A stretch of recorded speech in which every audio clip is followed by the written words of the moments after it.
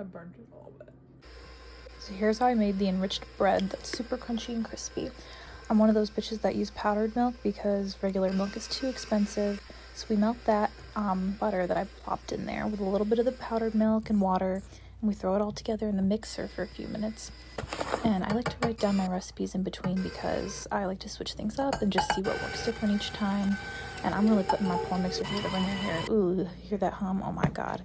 And then I like to use water instead of oil or flour when I'm getting all of my dough out of the bowl. See how easy it comes off the hook? Just like that. Plop into the sink. Boom. All right, and then after this, we're going to give it a little bit more of a knead until it reaches that window pane stage. So the dough is going to be super flexible, and we're just going to use a little bit of flour because I don't want it to be as wet. So as you can see, we're hitting that window pane stage where when I stretch the dough, you can start to see light coming through it, which is awesome. And then we form it into a nice little round dough ball, give it a poke. Not quite ready. Let it rest a little bit, come back to it, cut it. Ooh, beautiful. Look at those buns. Now we're gonna stretch and fold it into a nice little dough ball here. So I wanna roll it up so I get a little bit of tension in each of the loaves, and I'm gonna do that one more time to the second piece of dough.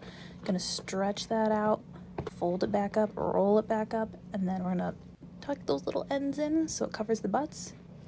And then spray down our tins, plop them in there. Do that a second time. Boom. And then these are set to go. Prove and double in size. Look at that. Beautiful. Poke, poke. When there's a little indent, that means it's ready to go. Into the oven. And these are going to bake until they're golden.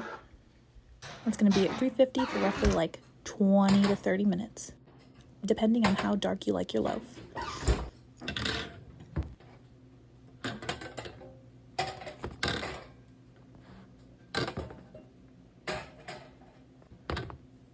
Voila.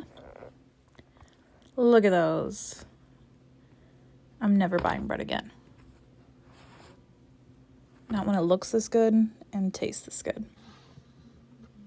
Definitely got to wait like at least an hour or two to slice it. Otherwise the structure is going to be a little gummy and it's going to stick to your knife a lot more. This gave me the perfect chance to put away all that laundry you heard going in the background. I felt so accomplished. I did like 2 loads while this cooled down. This is going to be like the perfect sandwich bread. I just made some French toast with it earlier.